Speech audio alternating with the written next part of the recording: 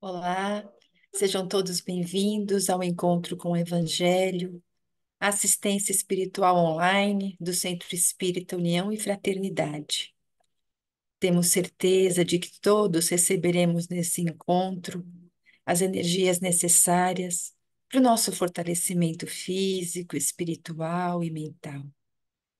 E assim que vamos iniciando a nossa assistência, procurando fechar os nossos olhos, nos ligando aos benfeitores espirituais que, com toda certeza, se encontram aqui conosco para nos envolver nessas vibrações amorosas, de amor, de sustentação. Jesus querido, nós nos encontramos hoje aqui, reunidos em teu nome, te rogando, Jesus, o fortalecimento, o equilíbrio e a paz. A força, Jesus, para que possamos passar pelas adversidades, por essas situações desafiadoras, com bom ânimo, com coragem, com força. Principalmente, Jesus, naqueles momentos onde nós sentimos que estamos fraquejando, que estamos com os corações angustiados, às vezes até sem esperança. Que possamos nos lembrar, Jesus, de que o Senhor está no comando, de que Deus, o nosso Pai, esse Pai de amor e misericórdia, está nos amparando, e que nós possamos, assim, sentirmos a Sua presença, Jesus, a presença de Deus, a presença dos benfeitores amigos ao nosso lado, nos fortalecendo, nos impulsionando a cada dia vencermos, a cada dia superarmos os obstáculos, na certeza de que estamos sempre amparados. E assim, Jesus, que nesse instante todo o nosso lar se encha do teu amor e da tua paz. Que possamos estar envoltos nessas vibrações, para que os nossos corações estejam abertos, a nossa mente iluminada, para que tenhamos condições de refletir, de absorver as reflexões de hoje e assim, Senhor, colocarmos em prática, vivenciarmos no nosso dia a dia esses ensinamentos. E em teu nome, Pai querido, em nome de Deus, esse Pai de amor, não é? De Jesus, os benfeitores, toda essa espiritualidade que nos acompanha semanalmente nesses encontros, nós vamos iniciando essa assistência espiritual, nos ligando efetivamente a esses amigos com a prece que Jesus nos ensinou. Pai nosso que estás no céu, santificado seja o vosso nome. Venha a nós o vosso reino. Seja feita a vossa vontade, assim na terra como no céu. O pão nosso de cada dia nos dai hoje. Perdoai as nossas dívidas, assim como perdoamos os nossos devedores. E não nos deixeis cair em tentação, mas livrai-nos de todo o mal. Que assim seja. Graças a Deus. Bom, meus queridos, hoje nós vamos conversar um pouquinho, não é? Sobre a justiça divina. Quantas vezes, diante das situações que acontecem conosco, com alguém muito próximo, com pessoas que nós amamos, nós nos perguntamos por que passar por essas situações tão difíceis? Quantas vezes nós ou já não ouvimos dizer aquela frase: por que comigo? O que que eu fiz para passar por tudo isso? O que que eu fiz por merecer tudo isso? Outras vezes, não é, nos vem à cabeça, ou nós já ouvimos, ou já nos perguntaram, onde está a justiça de Deus que permite com que aconteçam tantas desgraças, tantas coisas difíceis, dolorosas, com que faça com que uma pessoa boa passe por tantos problemas, não é? E essas questões, com toda certeza, não podem ser respondidas sem o conhecimento da reencarnação. E o que é a reencarnação? É a oportunidade que Deus dá para cada um de nós, espíritos imortais, que possamos renascer tantas vezes quantas forem necessárias, para que possamos nos aprimorar, tanto intelectualmente quanto moralmente, adquirindo hábitos, virtudes, ética, moral, não é? O trabalho honesto, que possamos aprender a nos dedicar aos estudos, ao amor ao próximo, à prática da caridade. Então, além de aprimorar e desenvolver o nosso espírito, a reencarnação é a oportunidade bendita que Deus nos oferece para reparar os erros que eventualmente nós tenhamos cometido nas nossas vidas anteriores. E nós vamos lembrar que cada reencarnação é cuidadosamente planejada pelos espíritos superiores para que nós realmente possamos nos desenvolver, aprender a sermos pessoas de bem, para que possamos desabrochar essa essência divina que habita em nós. Por isso que nós somos filhos de Deus. Quando encontramos que fomos criados à imagem e semelhança de Deus, é uma alegoria para dizer que somos, então, que temos em nós o amor, a bondade, todas as qualidades que nós encontramos em Deus. Então, essa essência divina que habita em nós é como um diamante que precisa ser lapidado. É uma semente que precisa ser germinada. E nós vamos germinar com a nossa vontade, com o adubo da nossa fé, da nossa força. E é assim que as experiências aqui na Terra vão nos ensinando a sermos úteis, úteis a nós mesmos e úteis à coletividade. E essas informações nós fomos tendo ao longo da vida da humanidade, mas foi com a doutrina espírita que essas informações foram efetivamente comprovadas, não é? Allan Kardec, o codificador da doutrina espírita, no Livro dos Espíritos, nos informa, não é, através dos espíritos, que Deus, essa inteligência suprema do universo, ele é soberanamente justo e bom. Olha a qualidade de Deus, soberanamente justo e bom. Isso significa que Deus é o infinito amor, é a sabedoria. E se Ele é bom, significa que a lei de justiça é uma lei soberana que está sempre vigorando. E nesse mesmo livro dos Espíritos, os Espíritos nos ensinam que a lei de justiça, ela está de mãos dadas com a lei de amor e de caridade. Olha que coisa linda, nos relembrando a afirmação de Jesus de que Deus é Pai. Quando lá nos Evangelhos nós lemos, lembra a passagem ali que está em Mateus, está em Lucas, quando Jesus está ensinando sobre o amor de Deus por nós, ele diz para aquelas pessoas: Qual homem no meio de vós, se o filho pedir pão, lhe dará uma pedra? Ou se pedir peixe, lhe dará uma cobra? Portanto, se vocês, não é, apesar de serem tão maus, sabem dar coisas boas a seus filhos, quanto mais o Pai que está nos céus dará coisas boas ao que lhe pedirem. Então, que afirmação, não é, de que Deus quer o melhor para nós. Então, se nós acreditamos no amor, na bondade desse Pai misericordioso, nós precisamos entender que há uma razão para os acontecimentos tão dolorosos na nossa vida.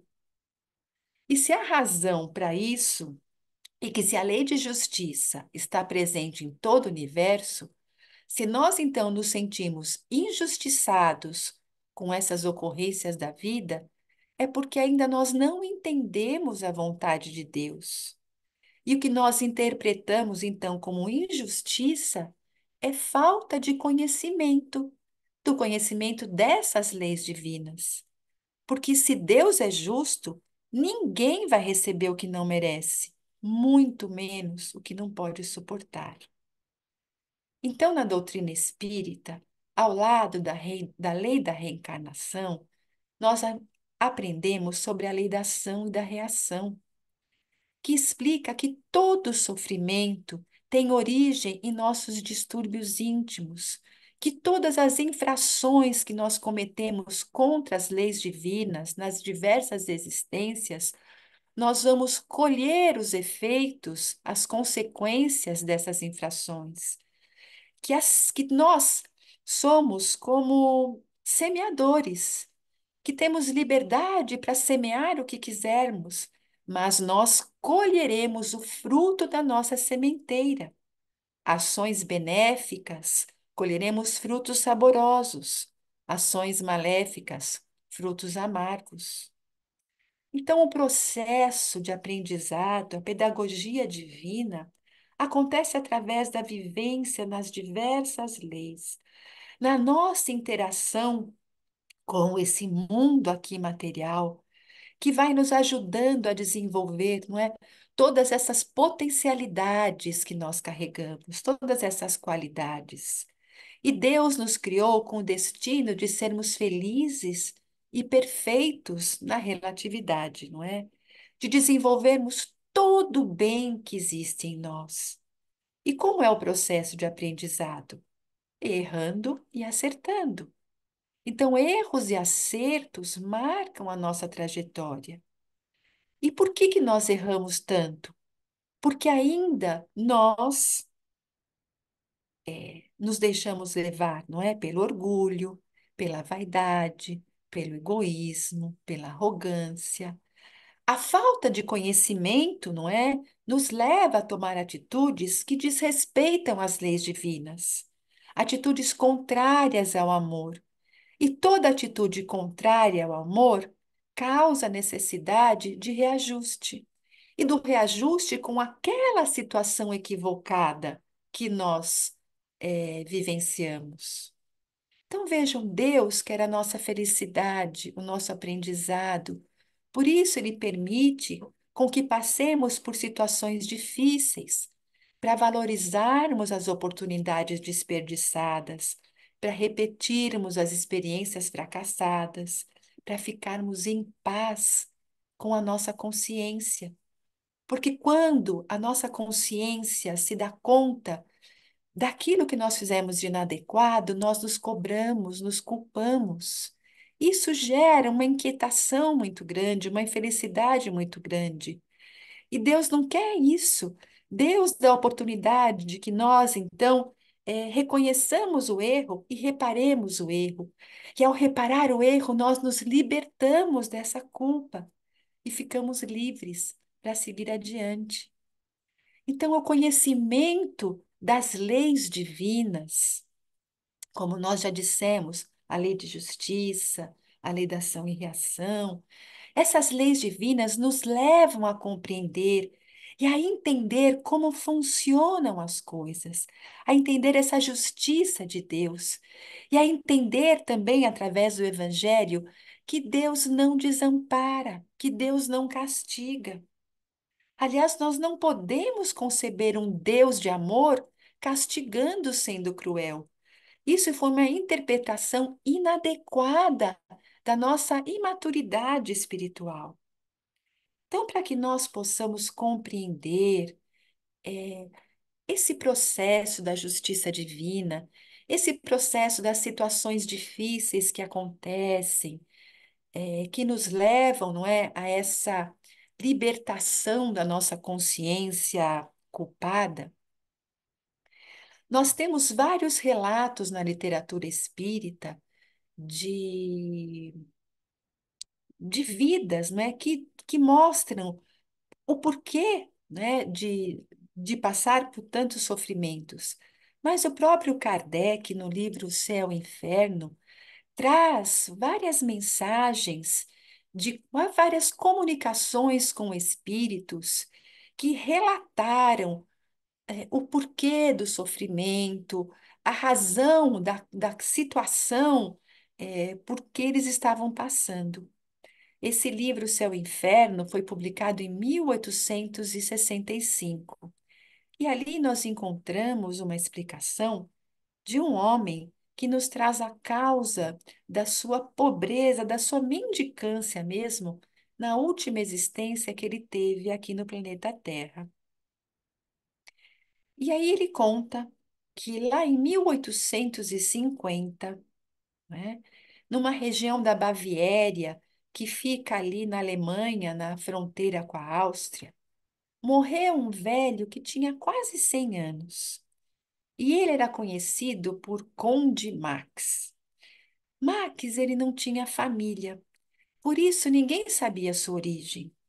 Fazia mais de 50 anos que aquele homem, ele tinha ficado inválido e sem recursos para se sustentar, ele acabou na condição de mendigo, vivendo ali naquela região, não é? Da ajuda das pessoas e até vendendo algumas miudezas, alguns livretinhos para tentar, não é, a sua sobrevivência. E interessante que as pessoas acabaram dando a ele o apelido de Conde Max. E por que esse título? Na verdade, ninguém sabia explicar direito. Talvez fosse por causa da fisionomia.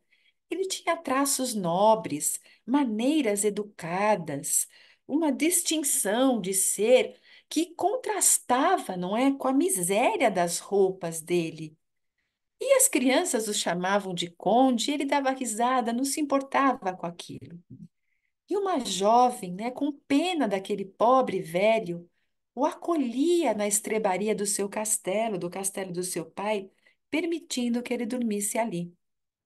Bem, muitos anos depois ali, né, da morte dele, ali nessa próximo a quando Kardec escreveu esse relato, o Max apareceu em sonho a uma jovem. E essa jovem, então, depois relatou esse sonho à equipe ali de Kardec. E esse Max, ele dizia assim, que ele agradecia muito as preces daquela jovem, que o Senhor realmente tinha ouvido as orações daquela menina, que aquela jovem era uma alma assim tão caridosa, que se interessou por ele, que mesmo depois de morto, ela continuava orando para ele. E ele sabia que ela sempre teve curiosidade, em saber por que daquela vida tão pobre daquele homem, não é? Que aparecia assim um conde, mas ao mesmo tempo tão pobre, tão miserável. E ele dizia que ele aparecia ali para ela, para satisfazer a curiosidade dela, mas que aquilo também fosse, ao mesmo tempo, um grande ensinamento para todas as pessoas. Então o Max contou a vida dele. E ele disse que ele tinha vivido naquelas regiões há um século e meio atrás, que ele era um homem muito rico, poderoso daquela região, que tinha muito orgulho da nobreza dele e que a fortuna dele era imensa e que ele usava todo aquele dinheiro só para os seus prazeres. Jogava, bebia, se entregava às orgias, as únicas preocupações da vida, gozar aquilo que o dinheiro podia proporcionar. E ele tratava, né, todos os seus vassalos, os seus servos, com tirania, com crueldade, porque ele disse que ele julgava aquelas pessoas ali como se fossem animais que estavam ali exclusivamente para servi-los, que não mereciam consideração. Não ouvia nenhuma reclamação deles. E os infelizes que os procuravam pedindo ajuda também eram enxotados. E ainda eles achavam que aqueles vassalos, eles deveriam se sentir honrados em poder ali servir aquele homem tão nobre, em satisfazer os seus caprichos. E por conta, não é, dessa vida tão devassa, ele acabou morrendo cedo, esgotado pelos excessos, noites sem dormir, viciações. E disse que ele nunca passou por nenhuma dificuldade, por nenhuma tristeza, por nenhuma desgraça. Muito pelo contrário, a vida sorria para ele, não é? E ele era considerado uma das pessoas mais felizes no mundo. E ele conta então que ele morreu e o funeral dele foi um funeral suntuoso, não é? Os seus companheiros de boemia lamentavam a perda daquele homem tão rico, mas ele conta que, na verdade, nenhuma lágrima sincera foi derramada no túmulo dele. Nenhuma prece foi feita de coração. E ele conta que ali, no mundo espiritual, ele se viu diante de uma realidade que ele desconhecia, que a memória dele o acusava das situações inadequadas, do desperdício que tinha sido a vida dele. E ele se lembrava, ele ouvia, não é? As injúrias, as maldições daqueles que ele tinha prejudicado.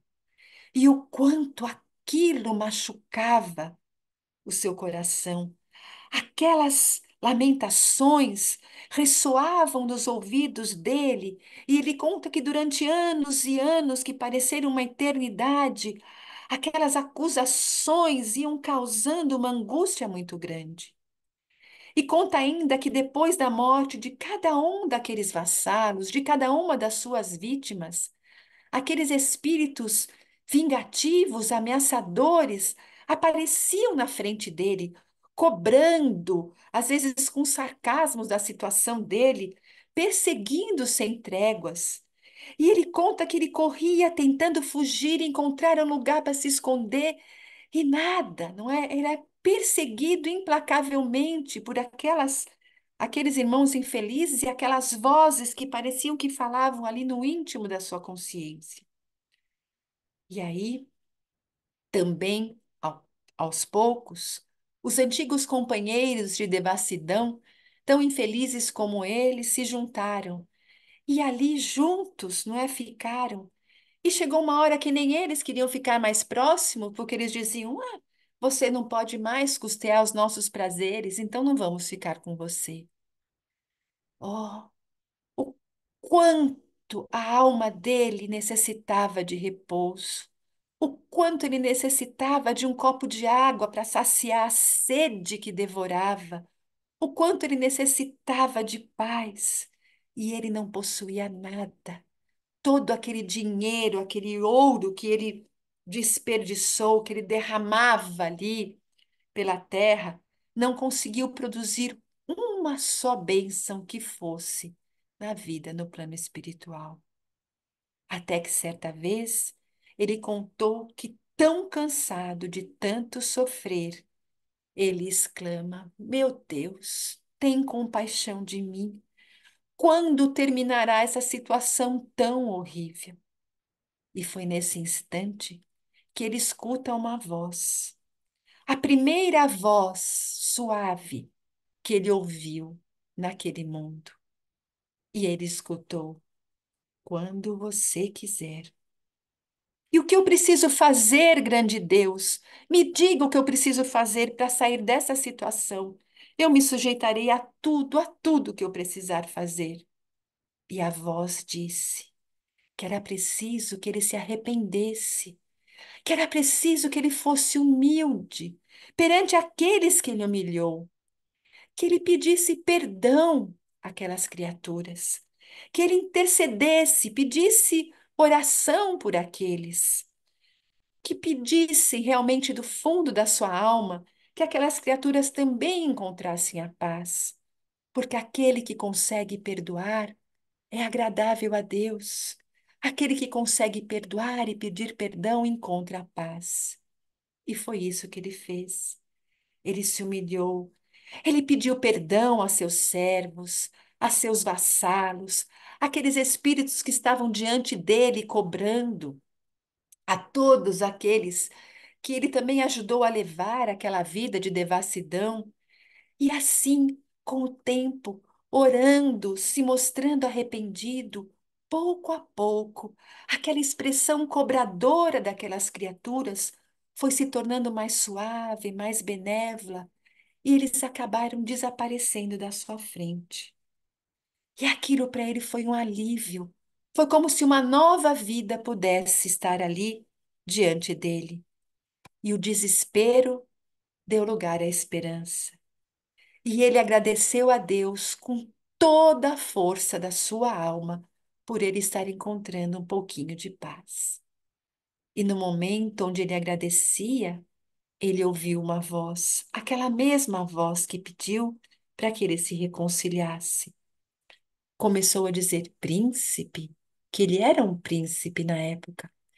E ele interrompe a voz e diz: Não, aqui não há outro príncipe senão Deus. O Deus onipotente que humilha os soberbos. Perdoai-me, Senhor, porque pequei. E se for da sua vontade, Pai, se for da sua vontade, Deus, fazei-me servo dos meus servos.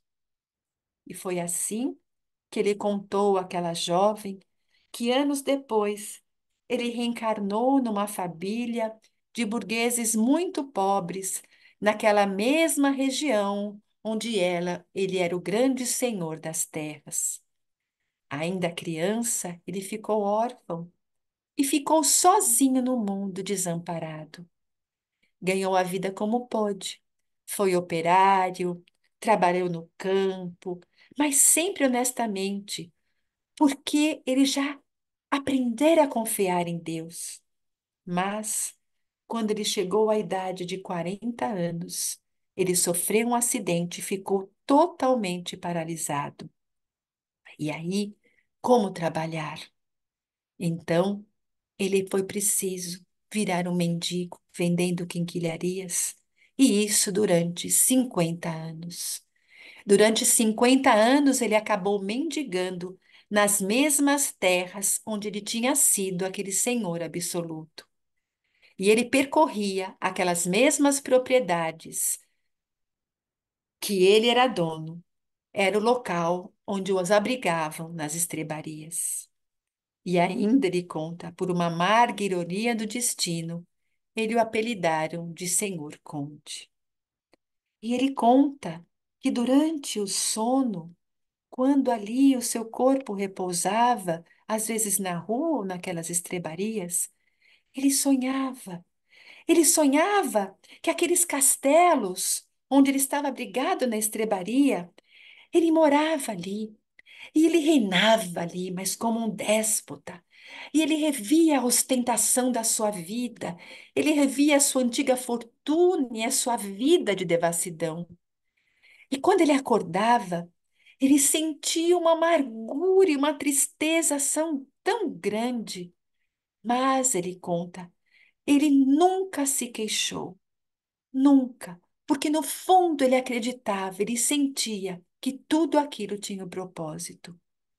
E que quando Deus o chamou de retorno às paragens espirituais, ele exaltou de alegria, ele glorificou a Deus, porque ele sentiu que Deus o havia sustentado com firmeza e resignação naquela prova que tinha sido tão penosa, naquela prova onde ele ficou, naquela miséria, mendigando um prato de comida, mendigando um lugar para viver, mendigando o carinho das pessoas, mas onde ele pôde também dar uma boa palavra às pessoas. Foi tão difícil, mas ele orava a Deus, ele sentiu aquele amparo. Então ele teve gratidão para aquele, porque ele teve resignação. E ele sentia naquele momento onde ele retornava para o plano espiritual a recompensa daquela vida tão difícil. E se despediu dizendo àquela garota: chamando-a carinhosamente de minha filha, que abençoava e era muito grato pelas orações que ela havia feito por ele. Este relato, meus queridos, é de grande aprendizado para todos nós.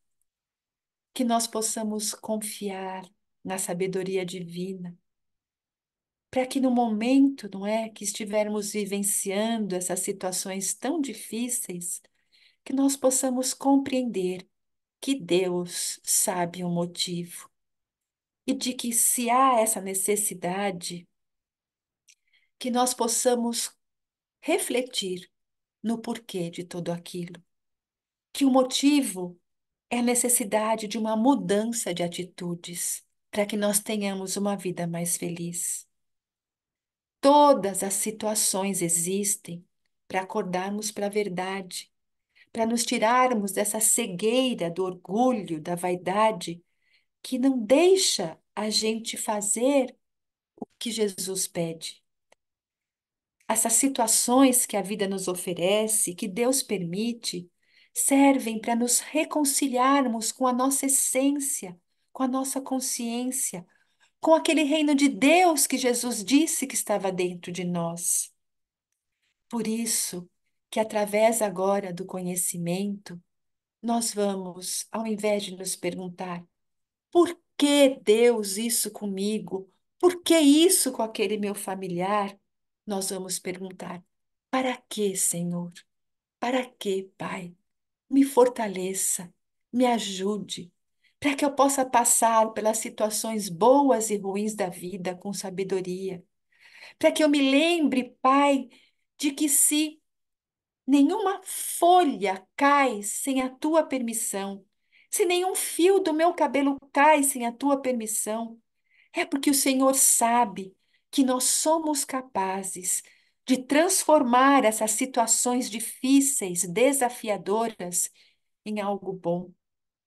E de que nós possamos nos lembrar dos ensinamentos de Jesus. Quando Jesus contou ali no Sermão da Montanha, de que Deus nos acolhe, de que feliz é aquele que está passando pelas situações difíceis, que está se reabilitando com as forças, com as leis, porque ele terá essa força de Deus, porque Deus não desampara nenhum sofredor, porque Deus está ao lado daquele que sofre, porque aquele que tem fé, que tem essa coragem, que confia em Deus, sabe que Deus não vai deixar ninguém desamparado, porque nós vamos lembrar que Jesus nos ensinou que Deus nos ama muito e nunca, nunca, nunca nos deixa desamparados. E é nos momentos onde nós nos sentimos mais sozinhos, é que Deus se faz presente.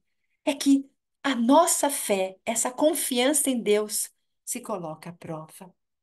E nós vamos finalizando lembrando uma passagem de Francisco de Assis, que em certa ocasião, ao lado de um frei, caminhava em direção a um mosteiro, e era um inverno muito rigoroso, onde a neve, o vento estavam congelando aqueles irmãos. E se eles não chegassem logo ali no mosteiro, provavelmente eles morreriam ali congelados. E na hora que chegam ali, batem a porta, e tempos depois, aquela portinholinha ali, aquela janelinha, perguntam quem é. É irmão Francisco. E aí a pessoa que atende fala, irmão Francisco? Imagina que irmão Francisco iria estar aqui por essas paragens e fecha a porta.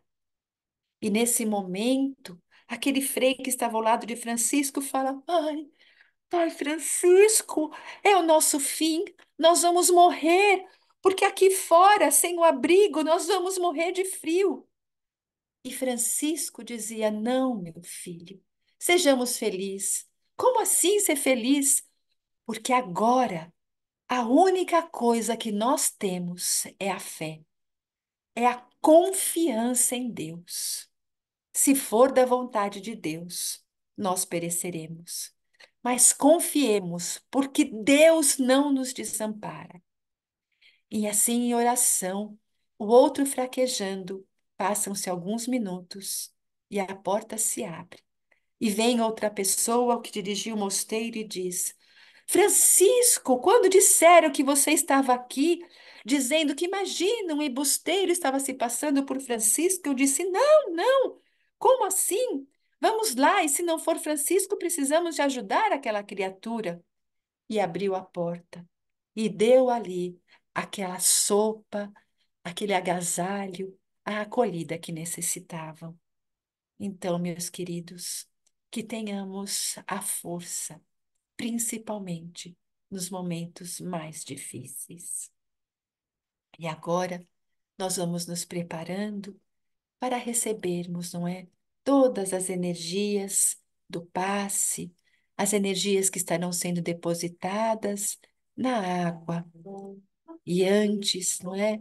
De pedirmos a Deus essas bênçãos, nós vamos agradecendo pela vida e oferecendo ao Pai essa nossa contribuição de amor, para que Ele envolva o nosso planeta nas vibrações de equilíbrio, de fortalecimento, de fé, de amor e de esperança. Que nós possamos, nesta noite, recebermos dos mensageiros de Jesus aqueles fluidos benéficos que se derramam sobre cada um de nós.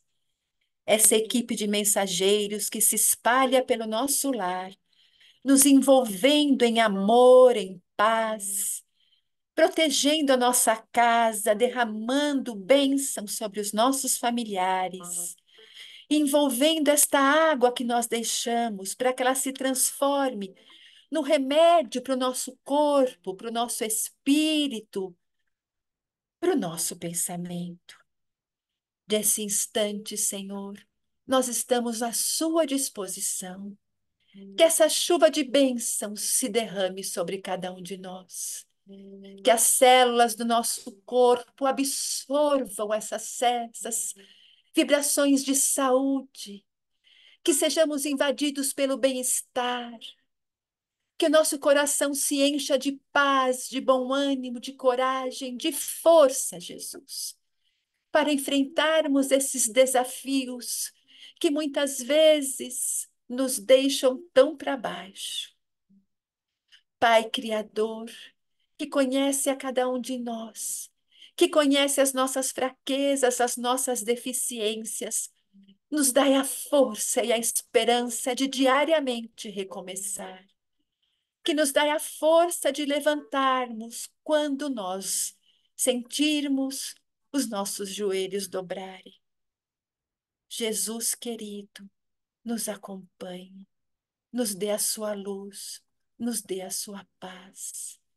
E que nos momentos de dificuldade nós possamos nos lembrar de que somos devedores da tua lei, mas de que somos também teus filhos e de que somos essas potências de amor e que possamos assim encontrar tudo que de bom já existe em nós, de que possamos ser pessoas melhores, mais compreensivas, tolerantes, generosas, amorosas, que possamos aprender, Senhor, a pedir perdão e a perdoar, e assim encontrar a paz. Que em teu nome, Pai querido, que em teu nome, Jesus amado, e de toda a espiritualidade aqui presente, nós possamos ficar envoltos nessa cúpula de amor e de paz. Que essas energias envolvam os nossos entes queridos, os nossos amigos, todas as pessoas que necessitam dessa vibração de fortalecimento, de sustentação, de todas essas pessoas que passam por perda de entes queridos, por doenças incuráveis, pelas guerras, pelas calamidades. Que a humanidade se una em fraternidade, para que possamos assim auxiliar aquele que passa por esses momentos tão dolorosos. E assim, Jesus, nós te agradecemos e que no momento em que estivermos ouvindo ou ouvindo novamente este encontro, que nós tenhamos a certeza de que a nossa confiança, a nossa fé, abre as portas para que nós possamos receber todo o amparo que nós necessitamos. E em nome de Deus, em nome de Jesus, dos benfeitores amigos, nós encerramos o encontro com o Evangelho de hoje. Que assim seja, graças a Deus.